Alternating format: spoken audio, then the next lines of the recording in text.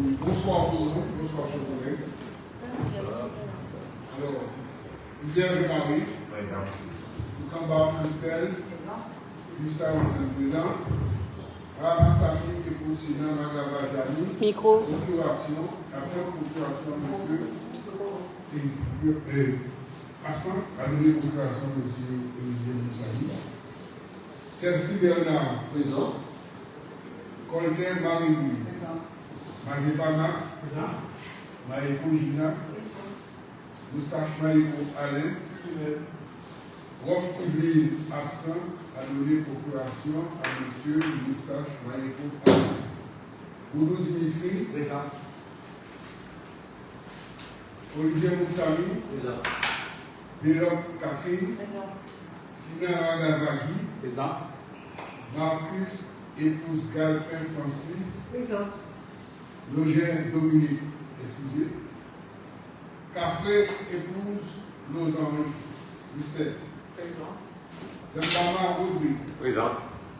Iriana Yagon, Anne-Claude est absente à donner procuration à François Gustave. Tomé Olivier, absent à donner procuration à M. Dimitri Boudou. Tola Michel, présent. Alexina Miquel, excusez. Procuration, c'est procuration. Procuration, tout le monde.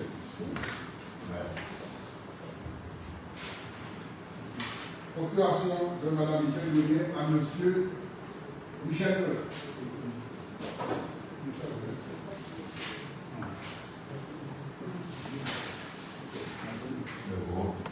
Alors,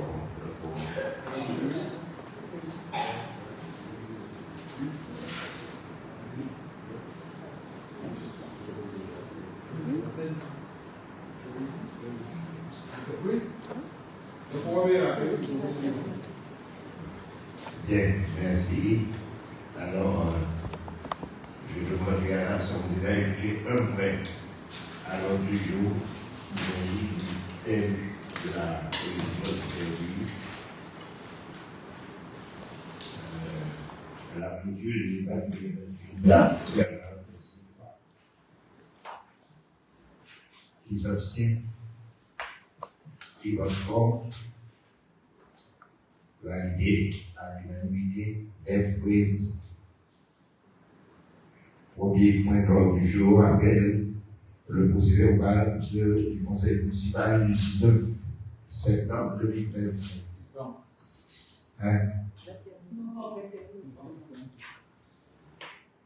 Nous devons. Alors, comment vous avez une question? S'il n'y en a pas, qui s'abstient?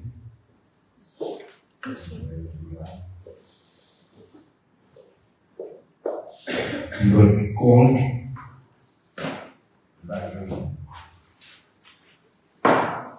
Addition de la commune de Beauvais, addition des villes bleues d'avenir en qualité de forme bénéficiaire et candidate au label européen.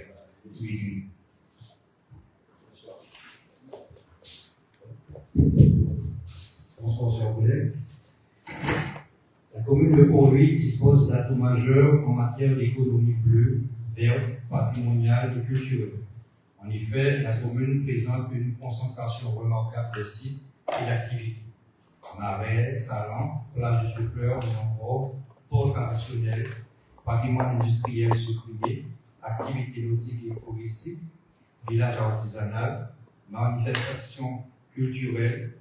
Leur valorisation justifie une démarche structurée de labellisation, de médiation patrimoniale, de numérique immersif, de slow tourisme, d'aménagement durable et de diversification économique. Dans un contexte où les politiques nationales et européennes renforcent les priorités liées à la mer, à la biodiversité, à la jeunesse, à la résilience climatique et à la relance économique territoriale, le maire propose de joindre le réseau coopératif du label européen Ville Bleue d'Avenir, géré à titre exclusif protection INPI. par la Société coopérative d'intérêt collectif SCIC, Union des villes bleues d'avenir UVBA. Cette démarche permettra d'inscrire Port-Louis parmi les territoires pilotes des villes bleues d'avenir, la filière européenne Destination bleue d'excellence. Première chaîne de valeur intégrée, maire, ville bleue, territoire. De structurer son projet de territoire labellisé, garantissant viabilité financière, écologie, innovation sociale, emploi bleu, vert, montée en compétences et nouvelles recettes locales. De candidater de manière cohérente au pacte bleu et vert d'avenir de la Guadeloupe pour financement par le comité interministériel des Outre-mer, l'État, le département, la région Guadeloupe, l'Europe, de renforcer la coopération stratégique avec la SALGT, son OTI, les autres villes engagées dans une logique de développement local avec pour les acteurs d'économie sociale et solidaire et des objectifs de développement durable au début. La SCIC-UVBA apportera son expertise, son ingénierie et son accompagnement pour la structuration et certification du plan pluriannuel d'investissement productif bleu et vert 2025-2030, la qualification des opérations, la mise en cohérence des différents plans et contrats de relance et de transition écologique, CRTE, schéma régional de développement économique, d'innovation et d'internationalisation, SRDE, schéma d'aménagement régional de ça, schéma de la mise en valeur de la mer, SMVL, stratégie nationale pour la mer et le littoral, SMVL, document stratégique pour la bassin maritime des Antilles, ISBL. L'instruction et la viabilité des préfinancements, financements européens et nationaux, la participation de Port-Louis au premier itinéraire nautique et culturel Bleu World Héritage et aux routes bleues locales du patrimoine et de la biodiversité. La commune pourrait donc bénéficier du soutien des experts de la SCIC, Union des villes bleues gestionnaires exclusifs du label INPI, pour un accompagnement technique et d'ingénierie stratégique et opérationnelle. Port-Louis peut ainsi devenir un pôle structurant et remarquable de la filière bleue et verte guadeloupéenne, une escale, patrimoine phare de l'Odyssée des océans, Bleu World Héritage et ses routes bleues locales des patrimoines et de la biodiversité. Ainsi, vu le Code général des collectivités territoriales, notamment les articles L 222-12-2, L 222-3 et L 222-23, vu les lois de décentralisation 82-213 du 2 mars 1982 et 83-8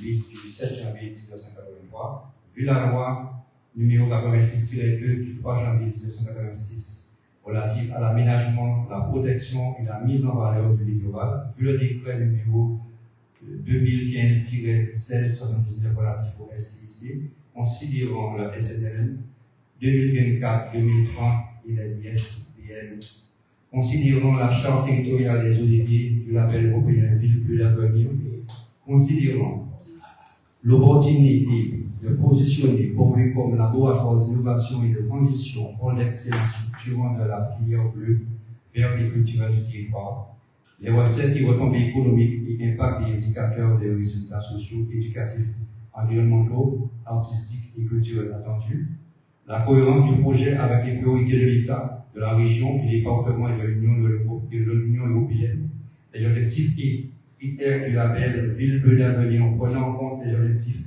du contrat de relance et de la transition écologique CRTE, de la Guadeloupe, du schéma régional de développement du tourisme et des loisirs, SRDT, du schéma régional de développement économique, d'innovation et d'organisation SRE, des E2, schéma d'aménagement régional de ça, le schéma de la mise en valeur de la mer SNBM de la Guadeloupe.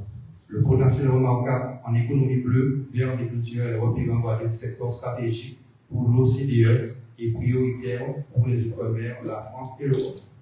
Le Conseil municipal est invité, après échange et débat, à approuver la candidature officielle de Port-Louis comme laboratoire d'innovation des transitions du label européen Ville Bleue d'avenir et de ses certifications 14 pôles bleus d'excellence a approuvé l'adhésion de la commune comme membre bénéficiaire de la SCIC Union des Villes Bleues d'Avenir, UVBA, a autorisé M. le maire à signer convention d'adhésion, charte des valeurs et déclaration commune, a engagé la commune de Port-Louis dans la démarche de l'habilitation opérationnelle en coopération avec la CNGP et son OTI pour la mise en œuvre des transitions écologiques, économiques, sociales, numériques et culturelles, du premier itinéraire nautique et culturel bleu World Heritage et ses routes bleues locales du patrimoine et de la biodiversité, de la structuration de la première filière destination Bleu d'Excellence, a approuvé le lancement et de la certification du programme pluriannuel d'investissement productif 2025-2030 de la ville de Port-Louis, de son projet de territoire de la BNZ Ville Bleue d'Avenir avec des objectifs et indicateurs de résultats tels que emploi, compétences, qualité de vie, services utiles à la population, diversification, valorisation patrimoniale et écologique, nouvelles recettes locales, d'intégrer les projets dans la candidature Pacte bleu et vert d'avenir de la Guadeloupe auprès du SIOM et dans les appels à projets régionaux, nationaux et européens, FEDER, FSE+, Interreg, FEAMPA, France 2030. De désigner M. Olivier Moussami comme élu référent Ville Bleue d'Avenir et interlocuteur privilégié auprès de la SCIC UVBA, d'autoriser le maire à signer les documents, conventions, marchés, études, demandes de subventions et actes nécessaires à l'exécution de la présente délibération, de charger le maire, 7 adjoints et la directrice générale des services à l'exécution de la présente délibération.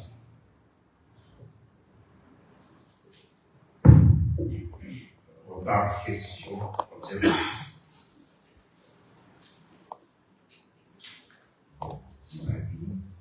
Je rappelle que c'est une ouverture au football sur les causes européennes, Interreg, je ne sais pas, puisque Interreg, il faut un homologue de la Caraïbe. Mais sur les fonds européens, oui, c'est bon. FEDER, FSE et FIAC, puisque nous sommes commune rurale. Ce n'est pas la seule commune. En France, c'est la première commune en Guadeloupe. Mais il y a 6 communes littorales en Guadeloupe. Sans doute, les autres suivront le pas. Mais à nous prendre à votre vote, qui s'abstient, qui vote contre, validé à l'unanimité. Création de la SPL. Oui. Bonsoir. Création d'une société publique locale pour la gestion des infrastructures portuaires. Par délibération en date du 13 novembre 2025, le Conseil départemental a délibéré afin de créer une société publique locale SPL dénommée Port de Guadeloupe SPL. Elle sera dédiée à la gestion, à la redynamisation et à la modernisation des ports départementaux et communaux. Cette initiative répond à plusieurs enjeux majeurs: structurer une gouvernance portuaire cohérente et partagée entre les collectivités territoriales actionnaires, unifier la gestion portuaire, mutualiser les moyens, renforcer les services simples indispensables pour la haute électricité, sécurité, etc., porter une partie des investissements et aménagements nécessaires à la modernisation des ports et à la transition vers des infrastructures modernes, multifonctionnelles et ancrées dans l'économie bleue. Pour la commune de Port-Louis, les avantages attendus de cette adhésion sont les suivants: participer à l'émergence d'un acteur majeur de la gestion de l'ensemble des ports de la Guadeloupe, être encore plus associé à la stratégie portuaire locale et à l'échelle de la Guadeloupe, bénéficier de l'ingénierie, des moyens, de la capacité d'investissement mutualisée pour la SPL pour accélérer la modernisation du port et de ses interfaces, bénéficier de label pour le port. Les actionnaires de l'épargne sont donc le département ainsi que les communes de Port-Louis, Trois-Rivières, Petit-Bourg, Sainte-Rose et la communauté de communes de Marie-Galante, qui ont manifesté leur intérêt pour participer à une telle structure. Il est précisé que les autres ports départementaux et communaux ont également vocation à être gérés par la SPL, selon une temporalité qui sera arrêtée par le conseil départemental, les maires qui le souhaiteront et le conseil d'administration de la société. La SPL permet de bénéficier d'un outil unique de gestion et d'animation, relevant d'un régime juridique sécurisé et garantissant à la fois le contrôle des collectivités actionnaires, quasi-régie, vis-à-vis de ces actionnaires qui doivent exercer sur la SPL le contrôle analogue à celui qu'ils exercent sur leur propre service, la souplesse de gestion, société anonyme, et une contractualisation simple avec les dites collectivités. Les relations contractuelles avec les collectivités actionnaires ne sont pas soumises au code de la commande publique. L'article L153.1 du Code général des collectivités territoriales répond à ce besoin en autorisant la création de sociétés publiques locales SPL dont le capital est détenu à 100% par les collectivités locales. Ces sociétés sont compétentes pour exploiter les services publics industriels et commerciaux ou toute autre activité d'intérêt général et pour procéder à des opérations d'aménagement. Elles exercent leur activité exclusivement pour le compte de leurs actionnaires et sur le territoire de ces derniers uniquement. La société aura pour objet, dans le cadre des compétences de ces collectivités territoriales et groupements de collectivités actionnaires, de réaliser toutes opérations relevant de la gestion, de l'aménagement, du développement et de la valorisation des ports et équipements portuaires situés sur leur territoire. À ce titre, elle pourra notamment exploiter, entretenir, sécuriser et développer des ports et infrastructures portuaires appartenant aux collectivités territoriales ou groupements de collectivités territoriales actionnaires, ainsi que leurs équipements associés, zones techniques, quais, bâtiments, installations de plaisance, parquets, etc. Gérer, aménager et développer des équipements portuaires pour la pêche professionnelle, la plaisance, le transport de passagers, les loisirs et le tourisme, ainsi que la mise en œuvre d'actions économiques, touristiques et environnementales liées aux filières de l'économie bleue. Plaisance, pêche, nautisme, transport maritime, réparation navale, formation, innovation. Promouvoir l'activité des territoires portuaires. Assurer la maîtrise d'ouvrage ou la maîtrise d'œuvre d'aménagement, de construction ou de rénovation portuaire. Gérer des services publics industriels et commerciaux, SPIC, liés à l'exploitation portuaire, dans le cadre de conventions ou de délégation de services publics confiés par ses actionnaires. Créer, acquérir, louer, prendre en location géros, exploiter tout fonds de commerce, établissement se rapportant à ses activités. Conduire toutes études, diagnostics, expertises et prestations de conseil en lien avec ses missions. Mobiliser et gérer les financements nécessaires à ces activités, y compris par recours à des subventions, emprunts, avances ou apports en fonds propres. À cet effet, la SPL pourra passer toute convention appropriée et effectuera toutes opérations mobilières, immobilières, civiles, commerciales, industrielles, juridiques et financières se rapportant à l'objet défini ci-dessus. Le capital social de la SPL est fixé à 1 million d'euros afin de lui donner une assise financière suffisamment importante pour lui permettre de démarrer son activité. C'est une partie comme suit. Donc, le département a 60% du capital, soit 60 000 actions au montant de 600 000 euros. Et les communes membres que j'ai cités tout à l'heure ont chacune 8%, soit 8 000 actions correspondant à 20 000 euros. Lors de la constitution de la SPL, les actionnaires possédant un apport numéraire libéré à hauteur de la moitié, soit 40 000 euros pour la fin de compte. Le solde non libéré pourra être appelé par le conseil d'administration en une ou plusieurs fois à la diligence de celui-ci dans un délai qui ne pourra excéder 5 ans. La SPL sera administrée par un conseil d'administration exclusivement composé des collectivités et groupements de collectivités actionnaires, lesquels seront représentés par leurs élus spécialement désignés à cet effet. Le nombre d'administrateurs est fixé à 12 membres, les sièges étant répartis à la proportion du capital détenu, soit 60% des sièges, donc 7 pour le département et 1 pour chacune des communes membres. Il appartient au conseil municipal de désigner parmi ses membres le représentant de la ville au sein du conseil d'administration de Port de Guadeloupe SPL. En outre, il convient de désigner le représentant de la collectivité à l'Assemblée générale des actionnaires, ce représentant unique disposant de droits de vote proportionnels au capital détenu. La durée de la société est fixée à 99 ans. Le démarrage de son activité est prévu au cours du premier trimestre 2026 après délibération concordante de l'ensemble de ses actionnaires, Assemblée générale constitutive et immatriculation.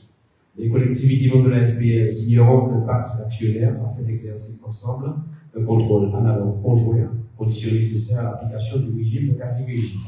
Les projets de statut et de pacte d'actionnaires de la société sont joints en annexe. D'un point de vue financier, la SPL pourra percevoir toutes les recettes et redevances liées aux activités et infrastructures portuaires, pour la loi et l'électricité, mouillage, zone technique, machine à glace, autorisation d'occupation temporaire, loyer, taxes passagers, parking.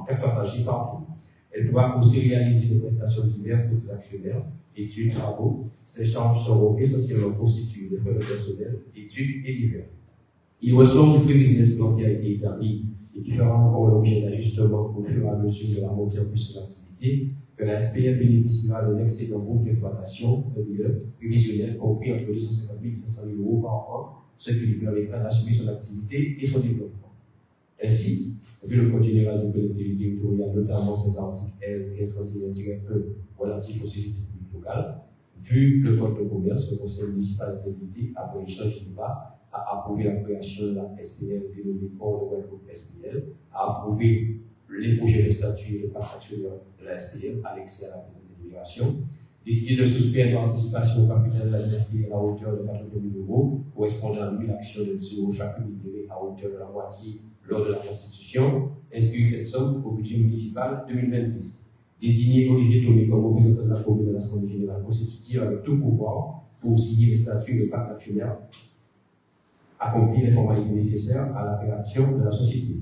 C'est toujours lui, Olivier Tomé comme représentant de la commune au conseil d'administration de SPL, comme représentant de la commune à l'Assemblée générale des actionnaires. Donner tout pouvoir à M. le maire pour l'exécution de la présente déclaration.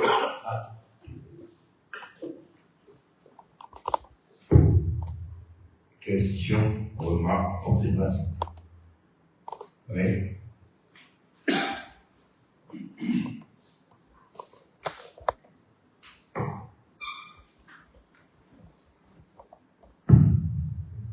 Bonsoir, monsieur le maire, bonsoir, chers collègues. Ma question est la suivante, c'est pour juste savoir si, pas dans le contenu, mais dans le fonctionnement, ce sera pareil que, par exemple, Sinoval, la communauté d'Adou.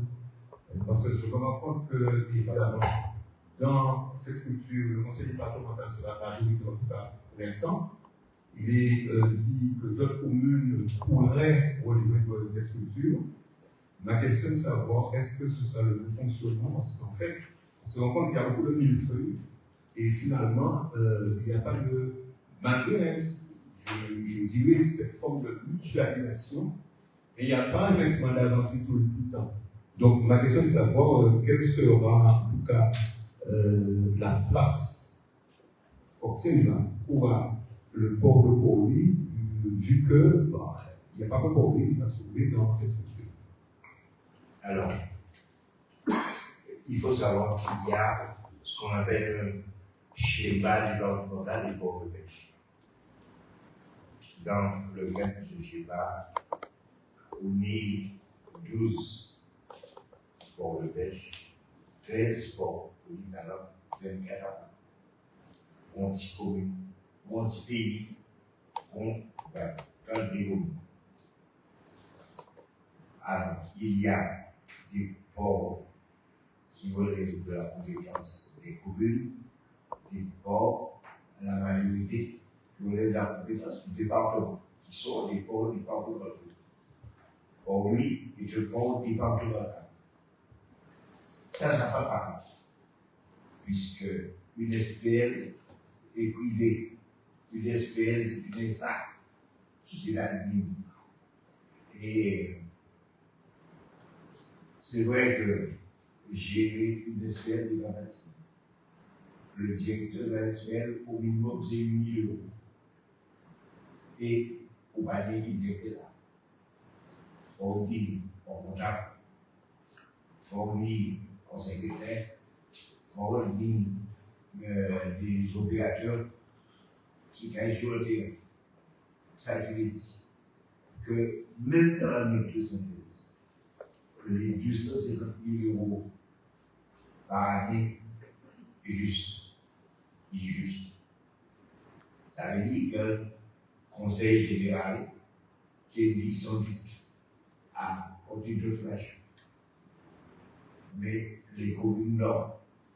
Alors, il se pourrait que d'autres communes intègrent la SPL, mais il y aurait intégré au même titre que Port-Louis, avec le même capital.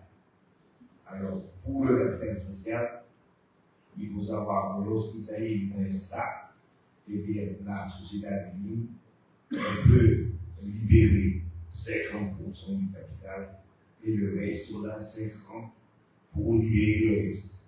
Les autres communes qui veulent entrer, seront au même titre.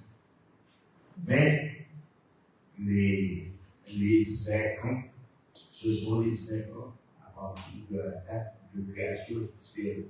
Ça veut dire que si au milieu de 3 ans après, il y a 10 ans pour justifier 80 000 euros. Pour ce qui concerne pour lui, nous avons trouvé déjà le financement, pas financement, la subvention, une subvention qui nous permettra de faire face aux dépenses des 40 ans. Le seul regret, c'est que depuis 40 000, devait mettre 100 000.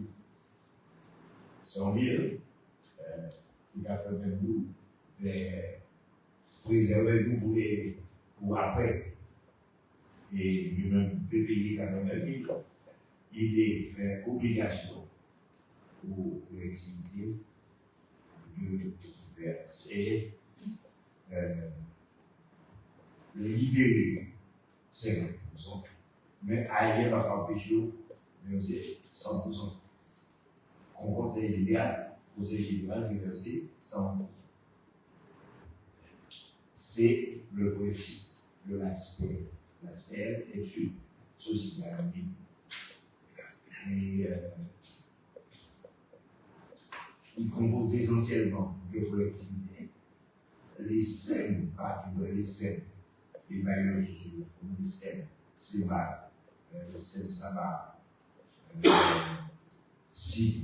SICOA, ce sont aussi des États, mais qui, ou les collectivités, ont 51 bourses. Le reste sont des privés. C'est mal. 52% sont des collectivités. La différence, ce sont les privés. La CESAMA, c'est pareil. Toutes les STEM sont dans la même optique. Mais ce n'est pas un millefeuille. C'est du SA, c'est du privé. C'est pas comme ça que on a tellement de structures. Mais avant, ça c'est SPL, vision. Société publique locale. Il faut être minimum 2. Il y avait 2 collectivités pour créer un SPL. Mais à Nidon. Une question. C'est ça que je dis ça. Quel est le rapport, quel lien qu'il y aura par exemple avec le grand forum autonome? Non. Non, je veux savoir parce qu'en fait, ça veut dire, on fait ça, c'est bien. Mais finalement, est-ce que ce n'était pas mieux, justement, ça tu parles de millefeuille, plusieurs créations de plusieurs structures, et finalement, bon, on sait comment ça se passe. En fait, c'est ça mon idée. Voilà. Le grand port est lié au port. C'est tout la même. Le grand port. Le grand port, c'est l'État. C'est l'État.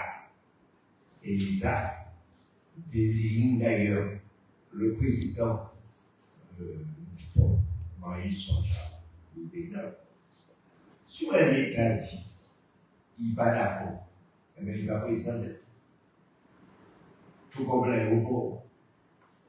C'est l'État. Et l'État est représenté avec un ordre d'action. Quelle ligne a désigné. Il est d'accord ou il n'est pas d'accord. Aussi désignons un gouvernement. Mais les grands sports, c'est pas mal. Ok. Autre question? C'est tout.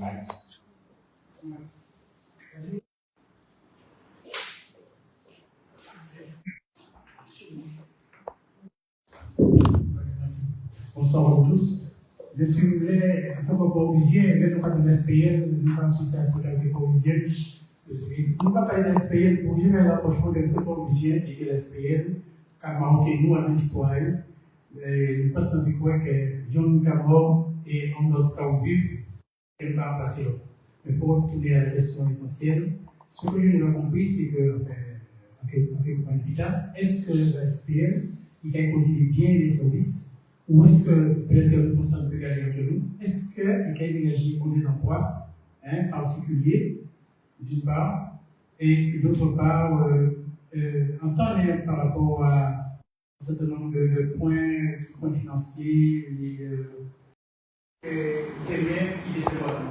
Non, on va vous donner la liste.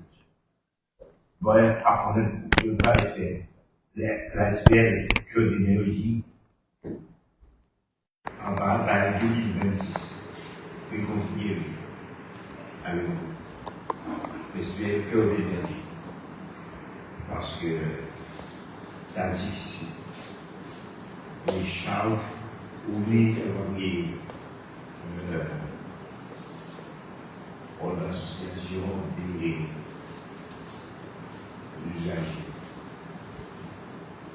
qui avance et qui est géré par les SEM et qui a fixé le minimum des cadres et obtenu de ce compte pour le compte des collectivités territoriales.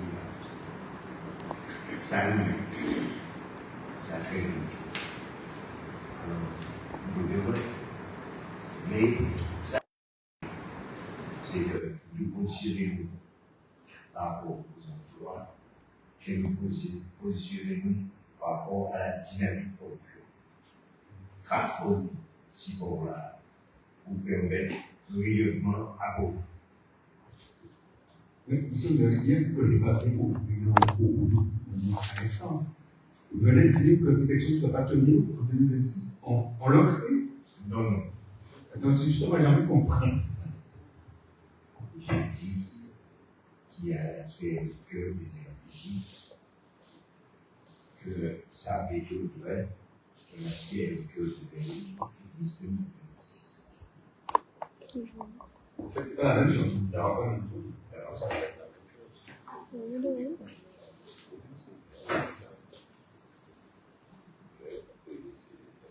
Doit recevoir qui s'abstiennent financièrement, qui votent contre sera lié à la majorité.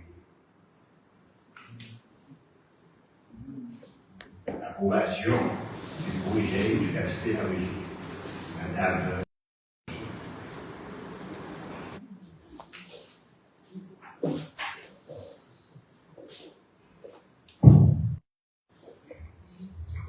Bonsoir, chers collègues.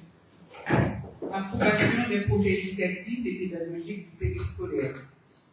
La commune met en œuvre des actions éducatives en direction des enfants dans le cadre de ses compétences à travers les dispositifs périscolaires et extrascolaires.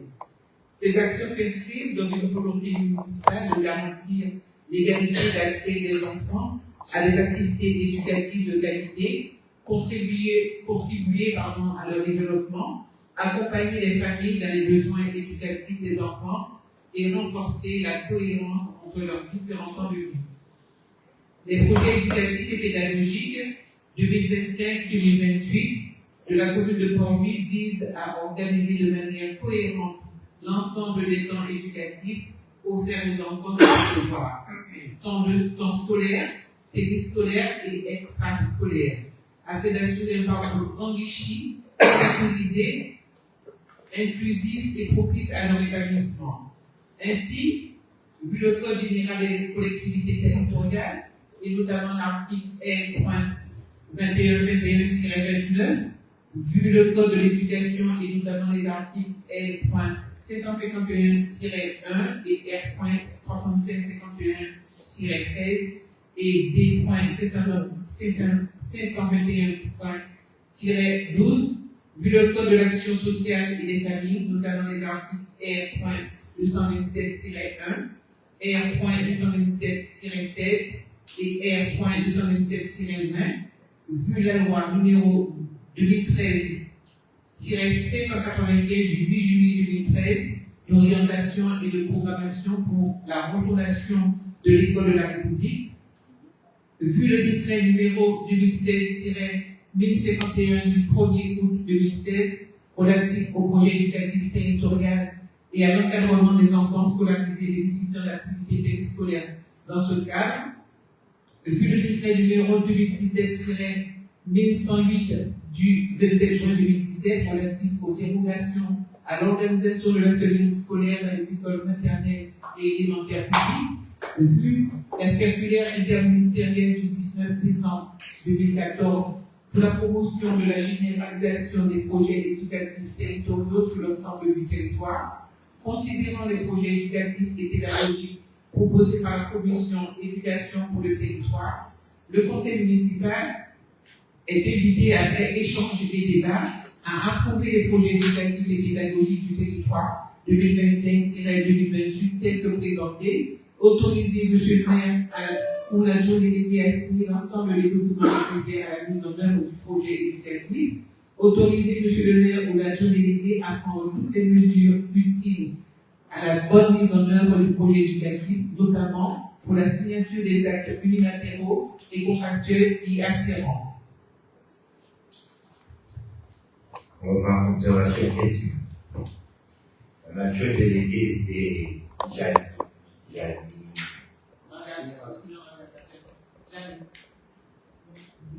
sinon.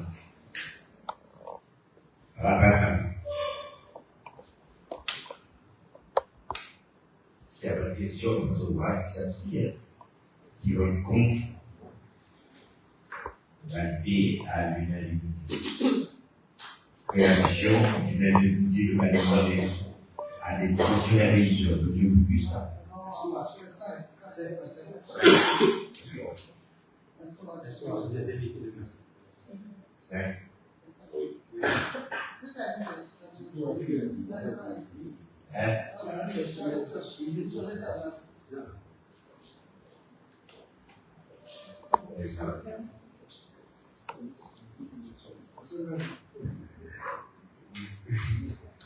L'instauration d'une indemnité de maniement des fonds à destination des régisseurs. Par délibération numéro PMB 24-12-69, à date du 2 décembre 2024, le Conseil municipal a instauré un régime indemnitaire de fonction et de suggestion d'expertise et d'engagement professionnel, RIF7, et autres indemnités de la commune de Pau. Or, le RIF7, ainsi adopté de peu, pas se cumuler avec les indemnités de responsabilité de régisseur d'avance et de recette. Or, dans le prolongement de la réforme de la responsabilité financière des gestionnaires publics, intervenu le 1er janvier 2023, le régime indemnitaire des régisseurs a connu une évolution importante.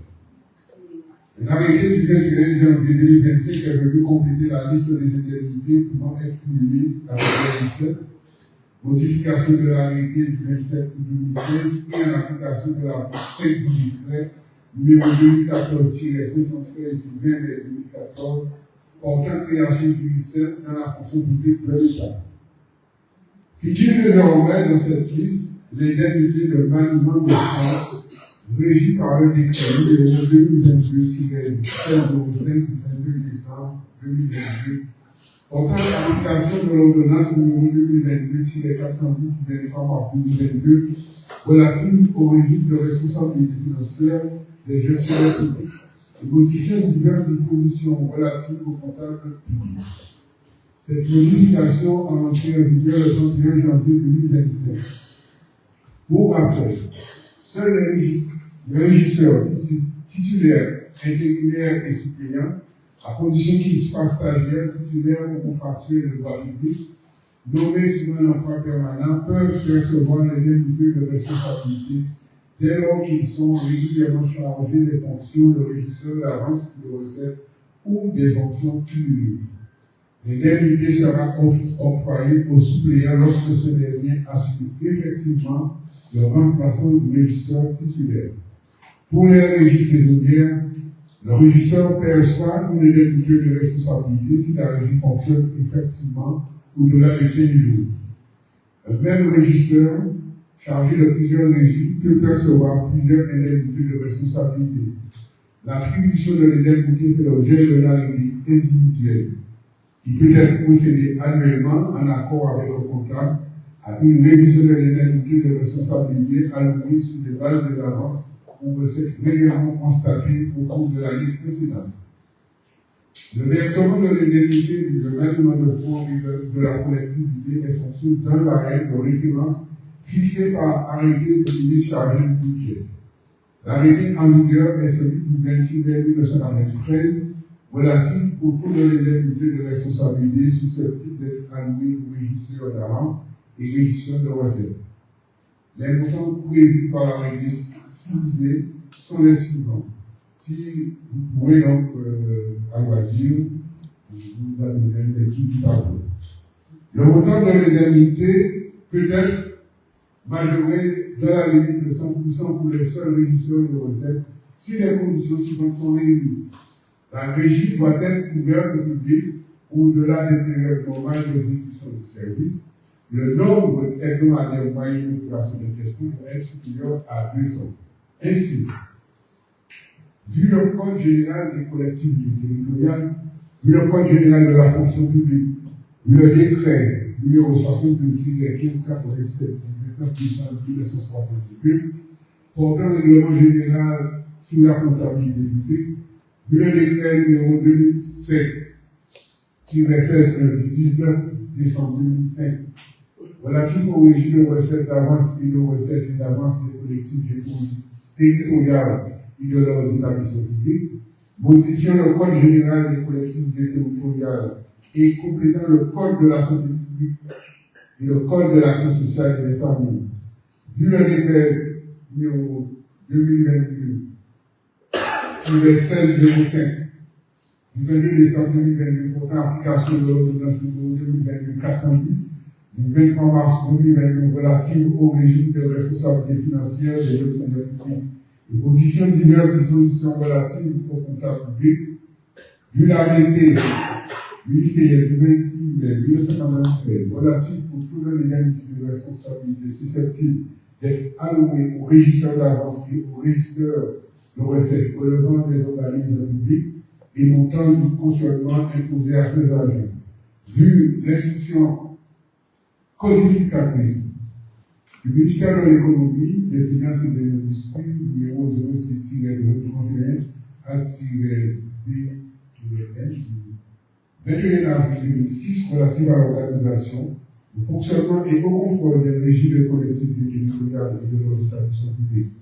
Vu l'arrêté du 21 janvier 2025, modifiant l'arrêté du 27 août 2015, qui en application de l'article 5 du décret numéro 2014-213 du 20 mai 2014, portant création d'un régime indemnité en tenant compte des fonctions des sous-gestions, de l'expertise et de l'engagement professionnel de la fonction publique de l'État.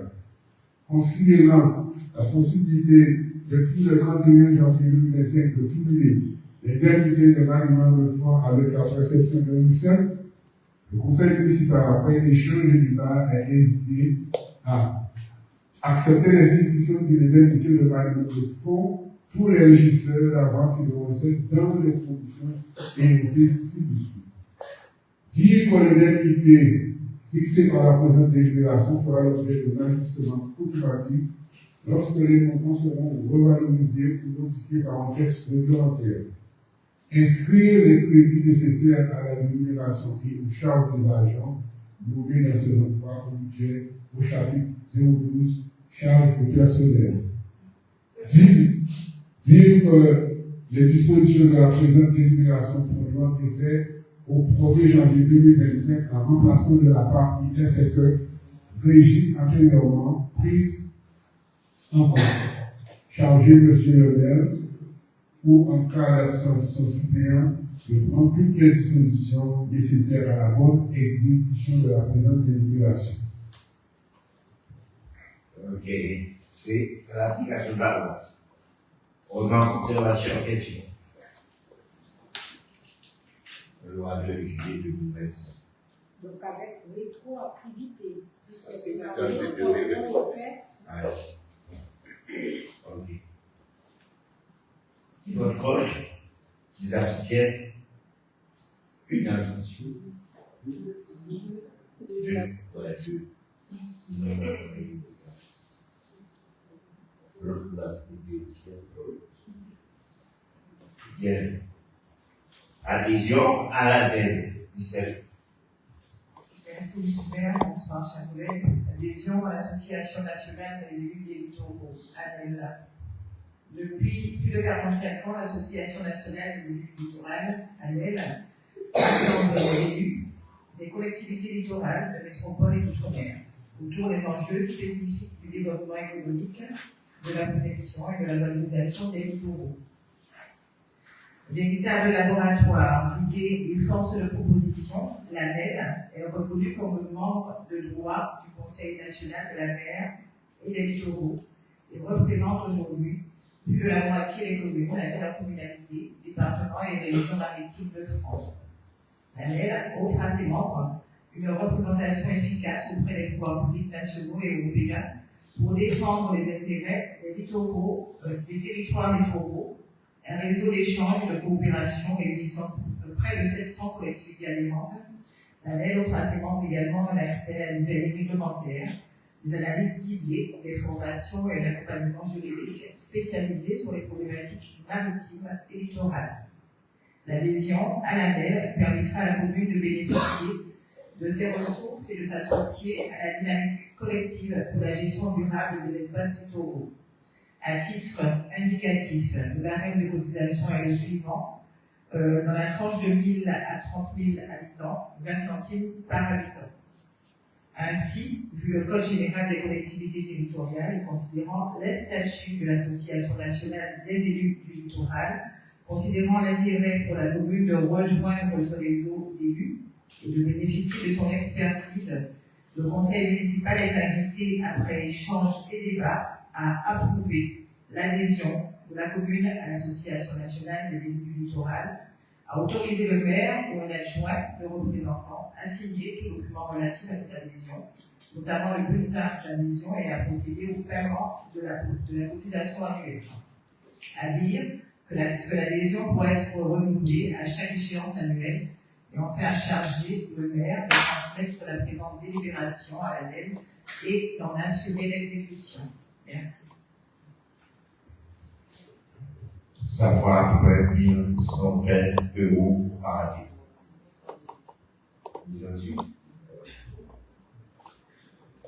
Question. Ouais. Vous avez micro, non?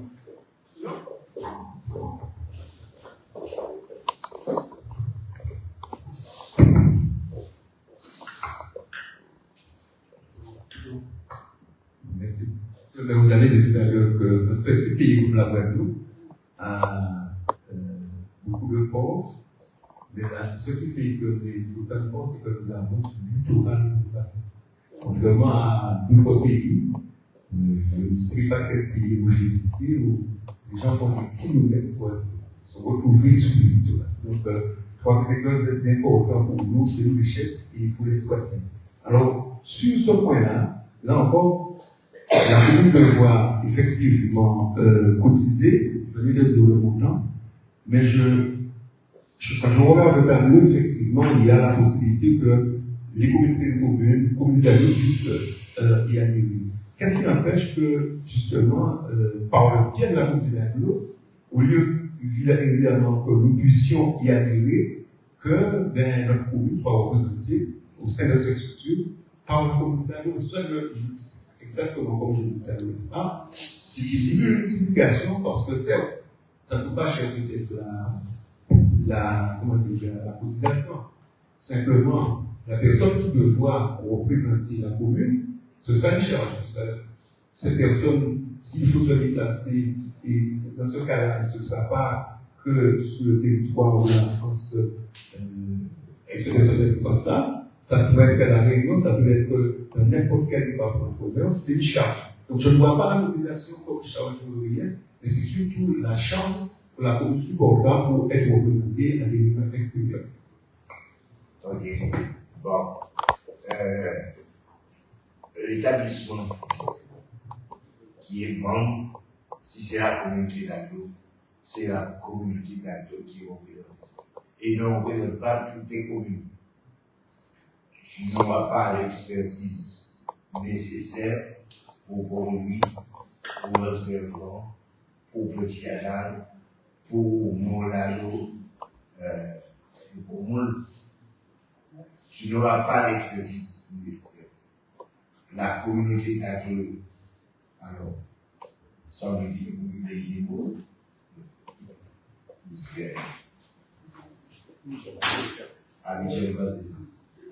C'est là que je dis que la mutualisation au sein des communautés ne se fait pas. Mais rien n'a fait la mutualisation. C'est-à-dire. Non, mais justement, c'est ça que je dis. La communauté d'Aglo devrait adhérer et que le travail se fasse pour l'ensemble des communes de la structure. Nous verrons ça au niveau de la communauté d'Aglo. Mais en fait, de toute façon, obligé de renouveler addition chaque année. Chaque année. Non, mais on parle de rareté d'argent. En fait, c'est ça qui m'intéresse. On parle de rareté d'argent. C'est pas de mutualiser. Non, alors, on verra, Angèle. L'essentiel qui va prendre à la majorité. Vai espere. Bonsoir. La commune de Port-Louis est engagée, conformément aux délibérations du conseil municipal, un programme d'investissement comprenant les projets suivants. La réhabilitation de l'ancien crédit agricole en vue de créer l'hôtel de police municipale rez-de-chaussée et l'espace de travail habitage co-opté. La réhabilitation de l'ancien foyer rural pour édifier le centre technique municipal. La réhabilitation de l'ancien collège, phase 2, pour y loger notamment le centre culturel, pièce maîtresse du projet global et transversal de quartier culturel créatif. Chacun de ces projets de réhabilitation vise à revitaliser les bâtiments historiques tout en intégrant des considérations cruciales d'adaptation climatique.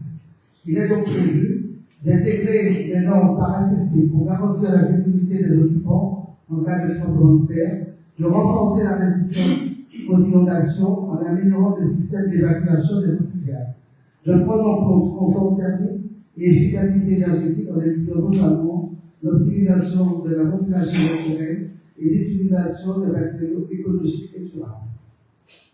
De créer des espaces verts autour des projets, voire un point digitalisé s'agissant du CTM. Ces projets d'investissement font déjà l'objet d'une instruction auprès des services de la région dans le cadre du plan stratégique d'intervention régionale, PSR, pour des cofinancements européens et régionaux. Au regard des dates de dépôt des dossiers, les dépenses communales sont d'ores et déjà éligibles, même si l'instruction est en cours et se poursuit afin d'affiner les différentes participations. Ainsi, afin de ne pas freiner la dynamique opérationnelle et de mener ce projet dans les meilleures conditions financières, compte tenu de la capacité communale d'emprunt retrouvée, le maire a souhaité solliciter un prêt auprès de l'AFD. Il propose de ne pas opter pour un différé de remboursement, l'avance de 50% du montant total des subventions obtenues garantir une plus insuffisante. Il suggère également de solliciter ce crédit dès le premier trimestre 2026. Dès le premier trimestre 2026. Au regard de la viabilité de ces projets face aux défis climatiques, le maire propose également de demander une bonification des taux d'intérêt. Pour les trois opérations confondues, de la part communale TTC représente environ 2,5 millions d'euros. Il a noté que la part de TVA récupérable est reversée à l'année N+1.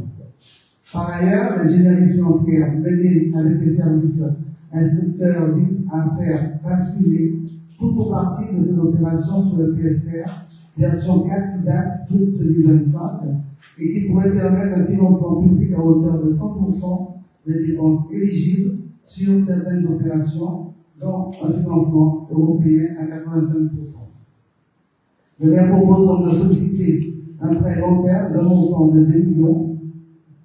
Ainsi, vu le Code général des collectivités territoriales, vu la loi 82-213 de mars 1982 relative aux droits et libertés des communes, départements et régions codifiées, Considérant le rapport et la proposition du maire, le conseil municipal, après échange et débat, est invité à approuver la souscription d'un prêt volontaire à l'AFD pour le financement partiel du programme d'investissement de la commune, autoriser le maire à négocier et signer la convention d'emploi de 2 millions pour une durée minimale de 25 ans, sans différer le remboursement du capital, avec une bonification d'un taux d'intérêt.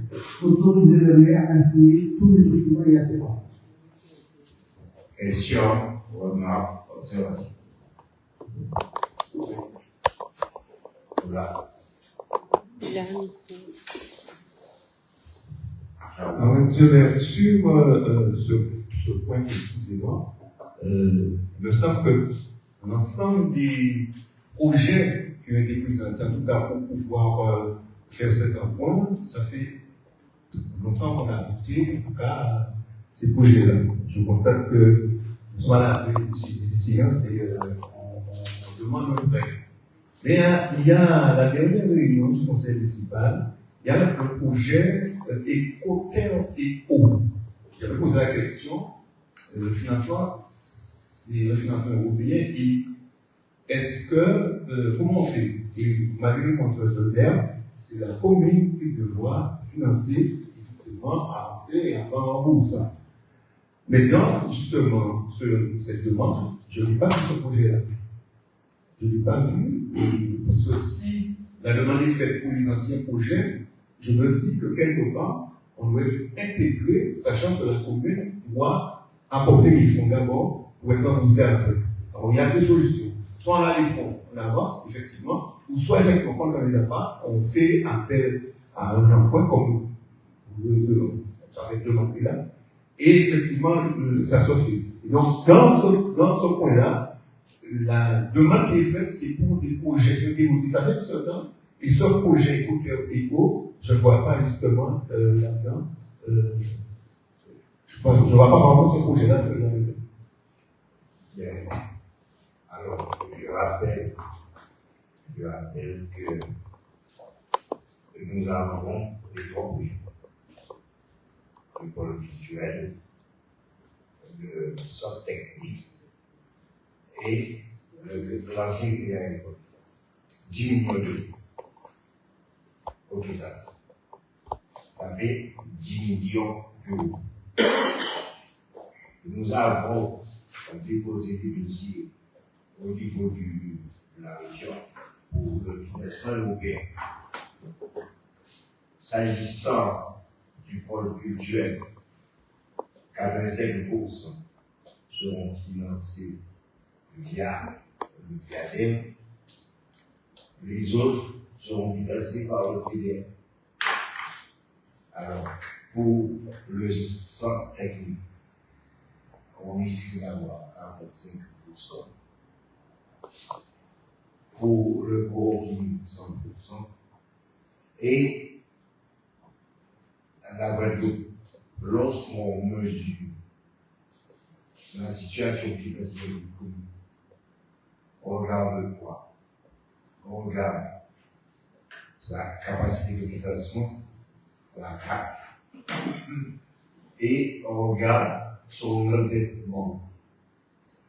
Depuis 2020, la commune de Corée n'a pas fait de prêt. Nous sommes en dessous de 1 million de remboursement, d'endettement. Nous sommes dans le 800 000. Ça veut dire que nous avons une capacité d'endettement. Deuxième chose, c'est que l'AFE, alors, deuxième chose, c'est le budget de la France n'est pas voté. La France passe par ce qu'on appelle une loi spéciale. La loi spéciale touche surtout le volet aussi, les impôts, les entrées d'argent. Et le budget là payé. Ça veut dire que les agences de donation, fiches et compagnie, ils vont risquer de dégrader notre avance, qui doit à moins. Il va risquer de vivre 2 ans moins. Ce qui signifie que les taux de délai vont augmenter. Et là, on a une chance, c'est d'avoir des points modifiés au niveau de l'AFD. Et l'AFD utilise des points modifiés. Janvier, ça peut aller jusqu'à juin, mais il va arriver jusqu'à juin compte tenu de l'affluence des demandes. D'où la nécessité pour pouvoir satisfaire les avances nécessaires, qui pour la production, qui pour qui pour le sang technique. Il nous faut de là abondamment pour la nécessité de faire le. Et avant jusqu'au été à passer le préfet. Nous pouvons entrer en négociation avec la montée du territoire. Selon le tout. Mais la meilleure des voies là, il va. Je ne mets pas en cause la démarche. Ce que je dis, c'est le monteur, premièrement, que ça a pris. Vous m'avez donné l'explication, je prends l'explication. Vous avez fait le chef. Oui. Je ne pouvais pas faire le prêt. Mais j'ai compris l'explication. Ça a été. J'ai bien compris. Mais ma question, c'est de dire que dans ce prêt-là, je vous dis, la dernière réunion du conseil municipal, on a parlé du projet écoute. Donc, ça veut dire qu'on peut voir, je ne prends pas sur la route de voir avancer l'argent, faire, vous allez le dire d'ailleurs, le point de ça, la personne qui beaucoup. Et puis, sur cette histoire de loi spéciale, justement, la loi spéciale, on sait déjà qu'est-ce qu'il y a dans la loi spéciale. C'est bien le budget PO qui est prolongé. Seulement, si effectivement il faut profiter, on a la possibilité de profiter, parce qu'au début du compte de l'année, si même par 49.3, le budget local passe, ce sera trop bien. En fait, nous avons la chance de bénéficier du point modifié. Et on n'aurait pas eu, en dehors de septembre, août, juillet, tout va être du point modifié. Et en même temps, il faut nous faire avance. D'où la nécessité aujourd'hui de profiter du point modifié. Pour les autres projets, on verra l'organisme qui rend compte, qui s'abstiennent, ou contre, ou abstiennent.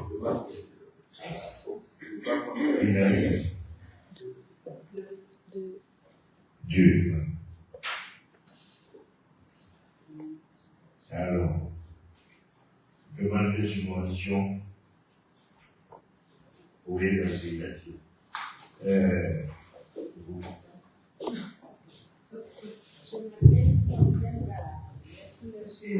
Bonsoir à tous. Alors, point 8 de nom de subvention. L'association Kawani Médecine Style, créée en 2018 à Bordeaux, a pour objectif de créer, former, favoriser et promouvoir le style palme en Guadeloupe, et plus précisément dans le nord Grande-Terre, considéré comme l'un des berceaux du style palme guadeloupéen. Par contre, du constat qu'il n'existe pas de structure adaptée, offrant un lieu de formation à la culture musicale et à la pratique du palme, l'association Simpli-Style a souhaité créer la première école dédiée au style palme Guadeloupe. Un autre objectif que l'association entend poursuivre est l'intégration sociale des jeunes par l'apprentissage et à terme de créer une véritable famille autour du style palme en Guadeloupe en rétablissant les liens fraternels qui existaient autrefois avec les styles bandes de Capesterre-Ville. En outre, elle ambitionne de devenir chef de file de l'enseignement de la pratique du palme en Guadeloupe, en Grande-Terre, et ainsi assurer le maillage territorial avec la pasteur. Par courrier plus dossier en date du 15 novembre 2025, l'association Kawani Simpli-Style sollicite une subvention à hauteur de 3 000 € pour soutenir l'ensemble de ses activités.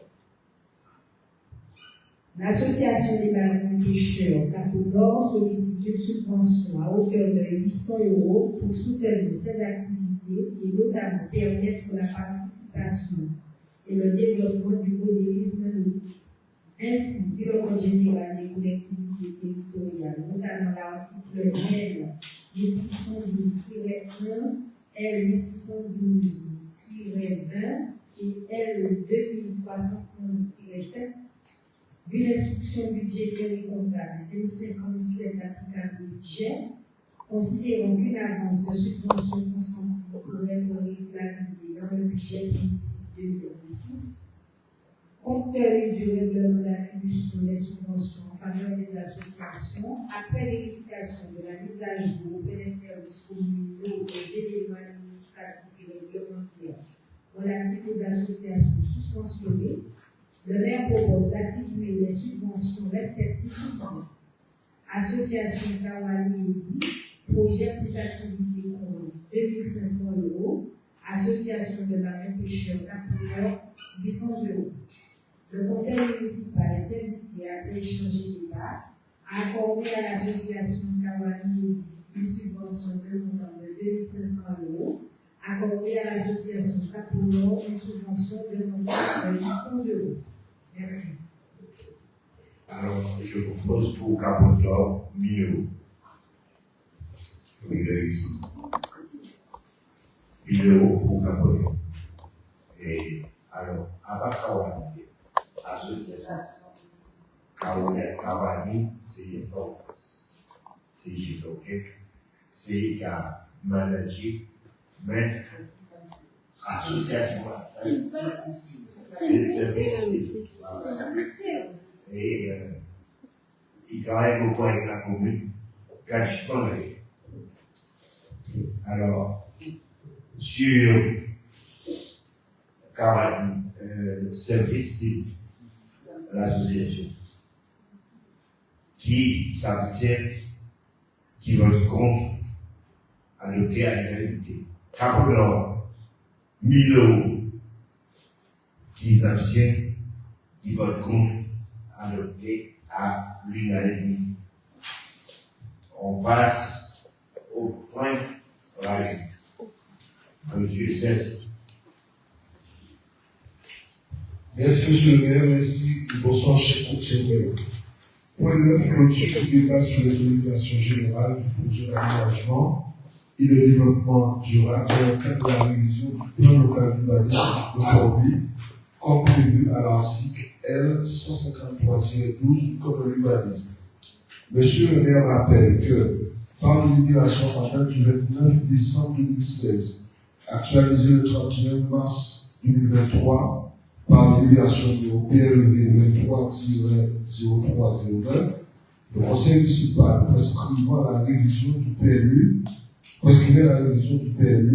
plan local d'urbanisme. La loi solidarité renouvellement urbain, la loi SRU, du 13 novembre 2000, qui a substitué le plan d'occupation des sols, POS, au plan local d'urbanisme PLU, a ajouté aux éléments constitutifs de documents d'urbanisme la forme de présentation, règlement, zonage et annexe, un document fondamental, le projet d'aménagement et de développement durable PADD.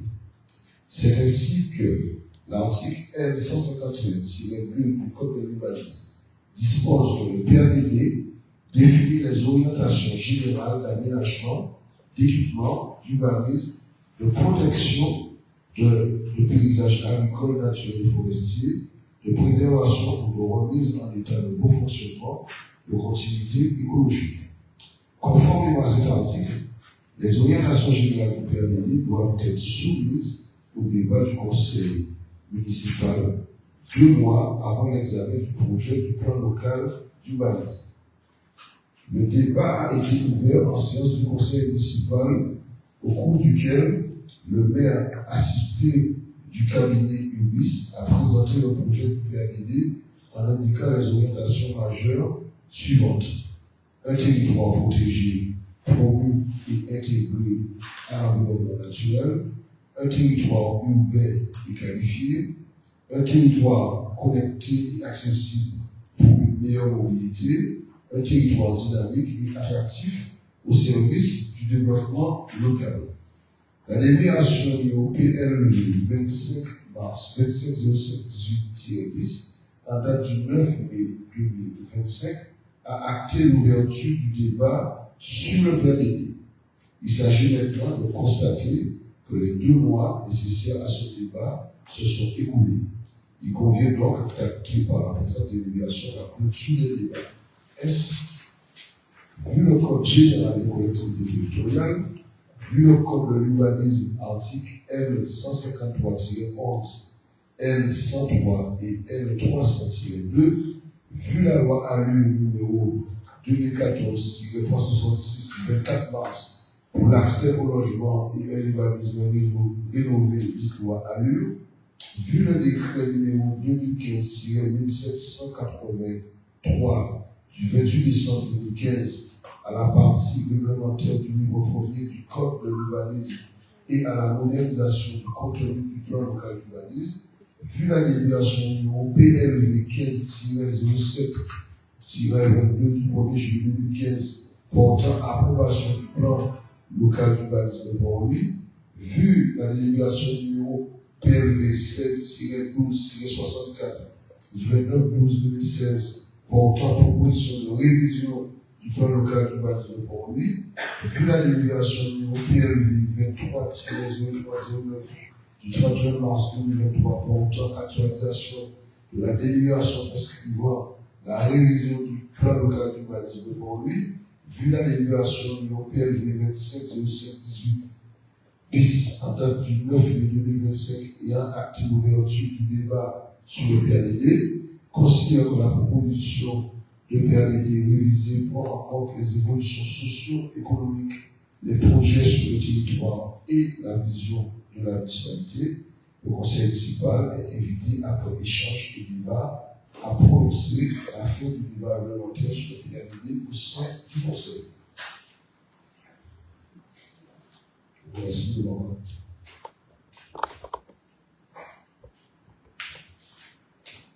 Question, repas pour débat.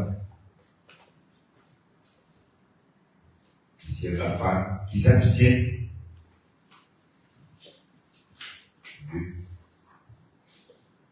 Qui vote contre? Majorité. Question diverse. Oui. Il y a Alain.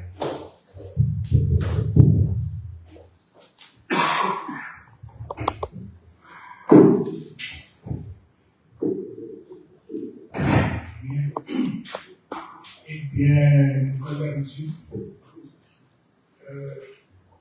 cette équipe municipale a pris l'habitude de rappeler aux élus que nous sommes que la vie peut être remplie de surprises et qu'à n'importe quel moment, nous pouvons passer d'une énorme joie à une grande tristesse. Cette grande tristesse est souvent traduite par les décès de nos proches. Raison pour laquelle nous donnons la liste des disparus récents, liste, je le rappelle, qui nous est fournie par le service d'état civil de la République et qui ne sort le nom que sous certaines conditions. Alors, Monsieur Bouddha Félix Fumet, Madame Soula Hélène Evans, Madame Marin Nadine Adeline, Madame Nassau Maryse Awel, Monsieur Caroline Luc Agnès, Madame Rinaldo Claudia Inès, Monsieur Salon Philippe Roger, Monsieur Luis Bouffin Moïse, Monsieur Pétilaire Honoré, Monsieur Florimond Étienne Unsul, Madame Cassita Koudos, Monsieur Éléville citoyen Gessner Gonzague, en fait. Gonzague. Et monsieur Gonzague Gabriel, qu'on appelle politicien. Il se peut qu'il y ait des noms qui ne sont pas ici. Mais je rappelle que ce sera toujours comme ça. Je vais lui école les noms qui ne seront donnés par le personnel. Si c'est pour ça, il ne va pas ça. J'aimerais en outre rappeler que la municipalité a eu l'occasion, pas si longtemps que ça, de célébrer ce que nous appelons, faisant partie du patrimoine humain parisien. On a cité des disparus, on a récompensé des rejetés, on a récompensé des actifs, et on a récompensé certains de ceux que nous considérons comme étant pour l'avenir aussi, mais pas tous. Et en regardant la personne qui était là, nous nous sommes bien rendus compte qu'il y a des gens qui sont là, qui ont beaucoup fait pour lui, mais qui sont comme étant oubliés du fait qu'ils ne sont plus actifs. Donc nous devons cela aussi. Je vous prends un exemple, M. Soutien, qui est en ce moment-là, moi je l'ai revu avec beaucoup d'émotion, c'est ce que je ne voyais pas du tout. Et puisque nous nous connaissons également ensemble, il me semble que nous sommes dans une très bonne dynamique. C'est la raison pour laquelle je veux vous montrer. Et je voulais que vous donne ce ouvrage qui nous satisfait. Minute 6.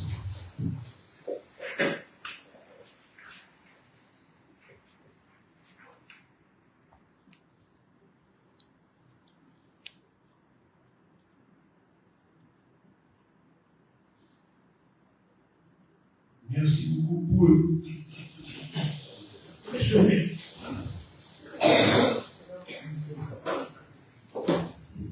Autre question. Alors, vous savez tous que je parle des flammes. Il a un pied au fond. Au Bel Lachman. Son bâtiment est bien construit. Alors, il s'est positionné déjà sur la phase 2 du village. On lui donne l'autorisation d'utiliser cette partie de manière à ce qu'il puisse commencer à reconstruire son bâtiment. Ok? Nous sommes à la veille de la finalité. Juste avant le groupe de la feuille de lumière, en début de séance, le secrétaire a lu le nom des personnes qui étaient sur la page. Donc je voudrais évidemment apporter les excuses de Mme Dinamo Emmanuel et M. Edwige et après ils ont confessé qu'ils me demander de les excuser. Donc comme effectivement ils n'ont pas existé, le précise. Bien, ben, nous sommes à la veille du 31 décembre.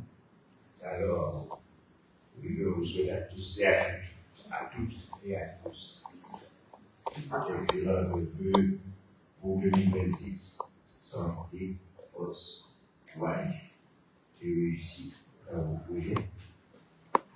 Et avant de profiter de l'occasion pour son cœur, eh bien, nous vous aussi la bouche, c'est Marie qui m'a les ailes. Nous allons aussi la bouche. Et voilà,